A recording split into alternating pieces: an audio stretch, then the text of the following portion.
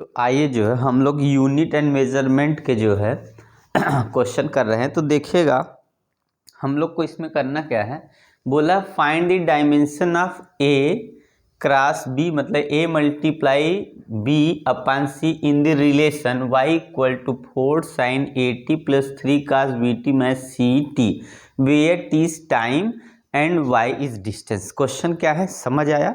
आपका यूनिट और मेजरमेंट का हम लोग क्वेश्चन कर रहे हैं और ये क्वेश्चन आपके जो है कंपटीशन बेस में मैक्सिमम मार्क्स के आते हैं। ठीक है, तो कंपटीशन हो चाहे नीट का हो, तो आप पीछे जो है मैंने वीडियो डाल रखा है तो आप देखेंगे तो नीट में इससे बहुत सारे क्वेश्चन आए, कम से कम 5 से 6 क्वेश्चन आया है। वो हर बार आते हैं, ठीक है, हर पेपर में आते हैं, चाहे 2022 हो चाहे 2023 हो। ठीक है, तो आप इस चैप्टर को बहुत मोस्ट इंपॉर्टेंट समझ के पढ़िएगा। तो देखिए क्या है, बोला है find the dimension of A cross b upon C in the relation y is equal to 4 sine A T plus 3 cos B T minus C T where T is क्या टाइम, y क्या है। तो ये question है, हम लोग को क्या करना है, यहाँ पे डायमेंशन ही बताना है ए क्रॉस बी अपॉन सी का।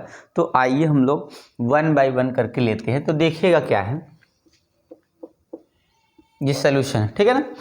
तो देखिए हम लोग को क्या करना है, सबसे पहले आप इक्वेशन देखिए, ये आपके पास है y equal to 4 sine 80 plus 3 cos B T minus C t. तो हम लोग जानते हैं ये थीटा होता है, ये क्या है, थीटा है, मतलब एंगल है। तो अगर हम ये मान ले कि 80 की वैल्यू एंगल मतलब थीटा हो गई, तो एंगल का डायमेंशन यहाँ रेडियन नहीं लेना, वो अलग है, क्योंकि ये हम लोग का डायमेंशन अलग होता है, मतलब इसकी यूनिट अलग होती है, इसकी यूनिट, तो रेडियन नहीं लेना है। तो यहाँ पे ये डायमेंशन लेस हो जाएगा, कौन सा, तो थीटा। तो हम लोग का क्या होगा, हम लोग को ए निकालना, तो ए इज इक्वल टू आ जाएगा थीटा अपान टी, मतलब टाइम पीरियड। अब हो जाएगा थीटा का डायमेंशन लेस होगा, तो टी का यहाँ पे होगा कितना, 1 अपान यहाँ पे हो जाएगा टी, और इसको हम लिखेंगे तो टी पावर -1 हो गया। ये हमें ई की वैल्यू मिल गई, ए का हो जाएगा टी पावर -1। तो ऐसे लिखा नहीं जाता है, आपको ऐसे लिख देना, ठीक है।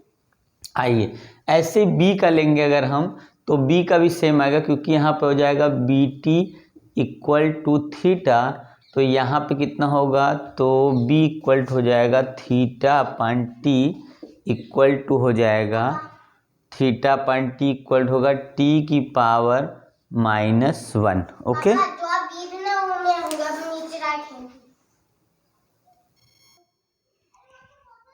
तो देखिए ये हो गया हम लोग का। अब क्या करना है, हम लोग को ये सी टी की वैल्यू निकालनी। तो सी देखिए अलग कास्ट, ये अलग अलग टर्म है, इसके अंदर ये अंदर ये टर्म है, तो ये सीधे y से लेना है।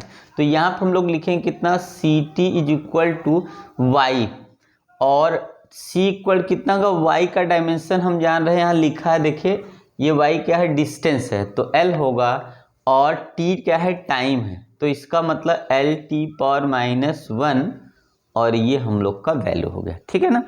अब करना क्या, देखिए लिखना है a cross b upon c equal to लेना, ठीक है।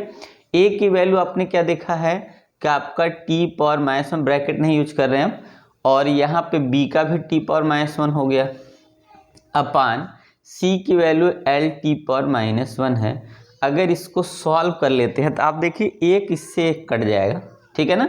तो बचा कितना, एल पावर, ऐसे लिखिए, हाँ, एल पावर -1 टी पावर -1। तो आपका ये आंसर आ गया, कितना आया, एल पावर -1 टी पावर -1। तो इसका मतलब है ए क्रॉस बी अपान सी का जो डायमेंशन आएगा वो एल पावर -1 टी पावर -1। तो देखने आपने आसानी से सॉल्व कर लिया क्वेश्चन, कोई दिक्कत नहीं।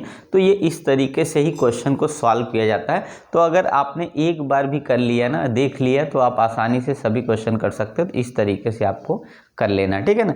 तो आइए हम लोग आगे नेक्स्ट क्वेश्चन लेते हैं, देख लीजिए तब तक आप।